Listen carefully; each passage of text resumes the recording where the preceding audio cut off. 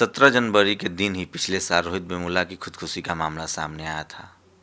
उसके बाद से लगातार बहुजन समाज के छात्रों पर एट्रोसिटी के मामले बढ़ते ही जा रहे हैं। हाल ही में जेएनयू से भी कुछ छात्रों को सस्पेंड कर दिया गया है, आईएमसी से सस्पेंड किया गया है, लखनऊ से भी इस तरह की खबरें आ रही हैं। किस तरह के छात्रों पर दबाव बढ़ता जा रहा है और जो वर्तमान सरकार है जिस पर लगातार आरोप लग रहे हैं कि जब से केंद्र में बीजेपी की सरकार आई है, आरएसएस का एजेंडा जब से लागू हो रहा है, तब से जो एट्रोसिटी के मामले हैं वो बढ़े हैं। मेरे साथ जेएनयू के प्रोफेसर विवेक कुमार हैं जो एक सोशल साइंटिस्ट भी हैं। मैं उनसे जानने की कोशिश करूंगा कि जो वर्तमान में हालात हैं वो किस दिशा में जा रहे हैं और देश में कॉन्फ्लिक्ट की जो कोशिश पैदा हो रहा है वो देश को, और ये पूरे मामले कहाँ तक जाएंगे और किस तरह का एक सोच है किसी भी पार्टी की हो, वो कैसी सोच है जिसकी वजह से छात्र खुदकुशी करने के लिए मजबूर होते हैं। कहीं एट्रोसिटी के मामले आते हैं, कहीं सस्पेंशन होता है। सर, जिस तरह से रोहित वेमुला की खुदकुशी के बाद लगातार देश भर यूनिवर्सिटीज़ में छात्रों पर अत्याचार के मामले बढ़े हैं, इसमें दलित, बहुजन, माइनॉरिटी, मुस्लिम, जेएनयू में 11 छात्रों को सस्पेंड कर दिया गया है। क्या लग रहा है कि एक फांसीवाद की तरह केंद्र सरकार काम कर रही है एमएचआरडी? नहीं, देखिए, मैं इस बात से तो मुत्तफिक नहीं हूँ। ये बात दूसरी है कि इस पूरे समय अंतराल में हमने देखा कि विभिन्न विश्वविद्यालयों में दलित, अक़लियत समाज और जिसे कहना चाहिए बहुजन समाज के छात्रों पर जोर ज़बरदस्ती हुई है। लेकिन मैं किसी का सरकार विशेष को इसका दोष नहीं देता हूँ, क्योंकि कांग्रेस के समय में भी कांग्रेस की जब सरकार थी तो उस समय भी आपने देखा होगा कि बहुत जगह, और स्पेशली आप हैदराबाद सेंट्रल यूनिवर्सिटी में देखें, वहाँ तो बहुत सारे छात्रों ने खुदकुशी की थी। तो रोहित वेमुला का एक केस है। लेकिन हाँ, ये जरूर हुआ है कि इस बीच जो अम्बेडकरवादी छात्र संगठन है, जो अम्बेडकर और पेरियारवादी छात्र संगठन है, उन समाजों के छात्रों ने अपनी दृढ़तापूर्वक आवाज़ उठानी शुरू करी है। आप हर विश्वविद्यालय में, विशेषकर केंद्रीय विश्वविद्यालय में आप देखेंगे कि एक शेड्यूल कास्ट स्टूडेंट्स एसोसिएशन का जो है जन्म हो चुका है, और उसके तहत, उस संगठन के तहत वो अपने नायकों को, चाहे बाबा साहब अम्बेडकर हों, फूले हों, पेरियार हों, बिरसा मुंडा हों, और यहाँ तक कि सर सैयद अहमद खान हों, या फिर जो आरक्षण के जनक साहू जी महाराज हों, उधर सुदूर दक्षिण में जो पिछड़ों की बात करते थे नारायणा गुरु हों, चाहे वो माता सावित्री बाई फूले हों, झलकारी बाई कोरी हों, अनेक तमाम नायक नायिकाओं को जो बहुजन समाज में जन्मे थे, जिन्होंने समय समय पर संघर्ष किया, ये छात्र उनकी बात करना चाहते हैं, आवाज़ उठाना चाहते हैं। ये 90 के दशक से बड़े पले हुए आगे चले, और जब ये विश्वविद्यालय में घुसते हैं तो ये देखते हैं कि उन पाठ्यक्रमों में न फूले हैं, न साहू जी हैं, न बाबा साहब हैं, न सावित्रीबाई फूले हैं, न झलकारी बाई कोरी हैं। उनको उन पाठ्यक्रमों में, विशेषकर जो सामाजिक विज्ञान के पाठ्यक्रम हैं और जो वहाँ की सांस्कृतिक पूंजी है विश्वविद्यालयों की, उन जो सांस्कृतिक कार्यक्रम होते हैं, उनके न बर्थडे पर इनका सेलिब्रेशन होता है, न इनकी परिनिर्वाण दिवस पर सेलिब्रेशन होता है, न कोई टॉक होता है। तो ये जो लोग हैं बहुजन समाज के छात्र, जो कि पहली जनरेशन और दूसरी जनरेशन के लोग हैं, छात्र छात्राएं जो विश्वविद्यालय विधा के अंदर घुसे हैं, वो अपने इन नायकों को सेलिब्रेट करना चाहते हैं, उनकी जयंतियां मनाना चाहते हैं, उनको पढ़ना चाहते हैं। वो मानते हैं कि भाई ये जो हैं वास्तविकता में बहुजन समाज के लिए संघर्ष करते हुए आगे बढ़ रहे थे, तो वो उनसे दो चार होना चाहते हैं। लेकिन जो हमारा एडमिनिस्ट्रेशन है, जो विश्वविद्यालय का एडमिनिस्ट्रेशन है, वो अभी इतना खुला नहीं है कि वह इन नायकों को अंगीकार कर सके, समायोजित कर सके और पाठ्यक्रम में पढ़ा सके। दूसरी तरफ जो स्कॉलरशिप है, जो लोग रिजर्वेशन से आते हैं, उनके प्रति एक तरह से स्थापित दुराग्रह है। पहले से ही एक दुराग्रह है कि ये लोग जो हैं ये मेरिट वाले नहीं हैं, इनमें योग्यता नहीं होती है और रिजर्वेशन में आ गए हैं और ये हमारी जगह ले रहे हैं। तो ये जो दुराग्रह है, ये जो एक तरह से असहिष्णुता है कि हमारे समाज के सभी लोग विश्वविद्यालय में प्रवेश नहीं पा सकते और वो समान पाठन का काम नहीं कर सकते, ये जो मानसिकता है, ये जो दुराग्रह है, जो विशेष समाज के प्रति है, कहीं ना कहीं इस पर प्रहार नहीं हुआ। जो सामाजिक मूल्य हैं, जो संवैधानिक नैतिकता है, उसने अभी तक जो है जड़ें नहीं समाई हैं। तो वो टीचर हो, चाहे वो छात्र हो, चाहे वो क्लर्क हो, वो उनसे एक सौतेला व्यवहार करता है, जिससे जो छात्र है वो संघर्ष में आ जाता है। जब संघर्ष होता है तो उनके ऊपर कोई वरदस्त नहीं है, उनका कोई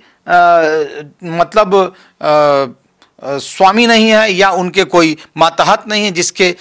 जो उनके ऊपर हाथ रख कर सके, और उनको अपना आत्मनिर्भर संघर्ष करना पड़ता है। चाहे वो पुलिस से संघर्ष करना पड़े, चाहे वो जो है कोर्ट में जाना पड़े, चाहे वो विश्वविद्यालय के एडमिनिस्ट्रेशन से, इसमें वो अकेले पड़ जाते हैं। जब वो अकेले पड़ते हैं तो उन पर और भी ज़्यादा जो है अत्याचार होता है। तो मुझे लगता है कि आने वाले समय में, जो एक समाजशास्त्री होने के नाते मैं देखता हूं कि ये दृढ़ता और बढ़ेगी। जो दलित समाज के, शेड्यूल कास्ट, शेड्यूल ट्राइब, अक़लियत समाज और बैकवर्ड क्लासेस के स्टूडेंट हैं, वो अपनी आवाज़ को और उठाएंगे और मुझे लगता है कि आने वाले समय में ये संघर्ष बढ़ेगा। क्या इसे पूरी तरह से आप एक जातिवाद का मामला समझते हैं कि जिस तरह से जातीय दंश और जो यूनिवर्सिटीज़ है, जिस तरह से हर जगह जातिवाद का असर है, वो यूनिवर्सिटीज़ में भी जो, चूँकि वहाँ छात्र बोलते हैं जातिवाद के खिलाफ बात करते हैं, तो जातिवाद की वजह से ही उन्हें प्रताड़ित किया जा रहा है। देखिए, मैं इसको जातिवाद कई प्रकार से होते हैं। एक विभत्स रूप से जातिवाद जो है वो गांव के अंदर या रूरल एरिया में या ग्रामीण अंचल में पाया जाता है कि तुम छू नहीं सकते, तुम बैठ नहीं सकते, तुम स्कूल में नहीं जा सकते, मंदिर में प्रवेश नहीं कर सकते, पानी नहीं ले सकते। तो एक प्रकार का वो जातिवाद है। दूसरे प्रकार का जातिवाद है, ज़मीन आप नहीं खरीद सकते, आप मकान नहीं बनवा सकते, आप चप्पल पहन के नहीं जा सकते, पगड़ी नहीं पहन सकते। एक वो दूसरे प्रकार का जातिवाद है। लेकिन जो विश्वविद्यालय विधा के अंदर जो वाद है, वो एक बहुत परिष्कृत फॉर्म है, वो दिखाई नहीं पड़ता है, अलौकिक है और वह भाषा के अंदर निहित है। भाषा के अंदर किस प्रकार आपको उल्हाना दी जाएगी, उसके अंदर पूरा का पूरा दंश भरा हुआ है, विध्वंस भरा हुआ है, हिंसा भरी हुई है। जब कोई ये कहे कि नहीं तुम रिजर्वेशन से आए हो, तुम कोटे से आए हो, ये अपने आप में शाब्दिक प्रहार है, शाब्दिक एक तरह से विध्वंस है और हिंसा है, शाब्दिक हिंसा कि नहीं तुम कोटे से आए हो, तुम्हारे पास योग्यता नहीं है। ऐसा ये जो शब्द हैं ये अपने आप में एक तरह से वाद का रूप धारण कर लेते हैं, जो कि एक अस्मिता से स्वतः प्रतिस्फुटित होता है। उसके प्रकार नाना प्रकार से मतलब आप देखेंगे कि जो सरकारी ब्राह्मण लोग कहते हैं कि कोटे वाले तो सरकारी ब्राह्मण है, ये एक तरह से भाषा की हिंसा है, जो कि बहुत सोफिस्टिकेटेड है, परिष्कृत है, लेकिन वो विभत्स रूप नहीं दिखाई पड़ रहा है जो गांव में दिखाई पड़ता है। जो फिजिकल हिंसा होती है वो नहीं दिखाई पड़ती। तो जो विश्वविद्यालय विधा है उसके अंदर अभी हमको वो टूल्स बनाने पड़ेंगे जिससे हम इस जातिवाद की गणना कर सकें, आकलन कर सकें कि वास्तविकता में भाषा शैली में, वाक्य विन्यास में, अंतरक्रिया के अंदर जो शब्द हैं उसके अंदर, जो पाठ्यक्रम है उसके अंदर कैसे जातिवाद जो है भरा हुआ है, इसकी शिनाख्त होनी अभी बाकी है। रोहित वेमुला की जो मैक्सिमम सेक्रीफाइस है, उसके बाद से एक समाज के तौर पे जो प्रखर तरीका है, जो बहुजन समाज के लोग हैं उनके विरोध के स्वर और तेज हुए हैं। मुझे लगता है कि वो तेज तो हुए हैं, लेकिन वो बड़े सतही हैं और फौरी हैं, मतलब कि इंस्टेंट हैं। वो बहुत दूरगामी नहीं दिखाई पड़ रहे हैं। वो उठते हैं पानी की बुलबुली की तरह, वो दृढ़ होते हैं, दिखाई तो पड़ते हैं, लेकिन थोड़ी देर बाद वह उनका शमन हो जाता है और वह आंदोलन को आगे होते हुए ले जाते हुए नहीं दिखाई पड़ते। इसलिए इस प्रकार की जब दृढ़ता दिखाई पड़े, जब यूथ की दृढ़ता दिखाई पड़े, तो यह जो स्थापित आंदोलन है, चाहे स्थापित राजनीतिक आंदोलन हो, चाहे स्थापित जो वामसप जैसा आंदोलन हो, चाहे स्थापित धार्मिक आंदोलन हो, बौद्ध समाज में कन्वर्जन का आंदोलन हो, साहित्य का आंदोलन हो, इन स्थापित आंदोलनों के साथ मिल करके यूथ को एक समन्वय बनाना पड़ेगा, तब कहीं एक जो आंदोलन है उसको दिशा मिलेगी। सर, एक आखिरी सवाल कि क्या इस तरह की चीज़ें होती रहेंगी तो वो एक राष्ट्र के रूप में, जैसे बाबा साहब कहते थे कि जब सभी का विकास नहीं होगा तब तक आप एक मजबूत राष्ट्र नहीं बने, क्या लगता है कि 85% आबादी के साथ इस तरह से प्रताड़ना करके एक देश के रूप में आप मजबूत बन पाएंगे? बिल्कुल, आप सही कह रहे हैं। ये प्रश्न सही भी है कि जो लोग इलीट हैं, अभिजात्य हैं, जो लोग सत्ता की संस्थाओं में, न्यायालय, विश्वविद्यालय, सचिवालय, कार्यालय, उद्योगालय, इन सब में एकाधिपत्य, मोनोपोली बना करके बैठे हैं और समाज में भी उनका वर्चस्व है, समाज में और इन सत्ता की संस्थाओं में, शिक्षा की संस्थाओं में, उत्पादकता की संस्थाओं में, अगर इनमें आपका वर्चस्व है तो आप पर बहुत बड़ी रिस्पॉन्सिबिलिटी भी है कि आप उस सत्ता का वितरण करें, सत्ता का बराबर बराबर डिस्ट्रीब्यूशन करें। अगर आप सत्ता का बराबर बराबर डिस्ट्रीब्यूशन नहीं करेंगे तो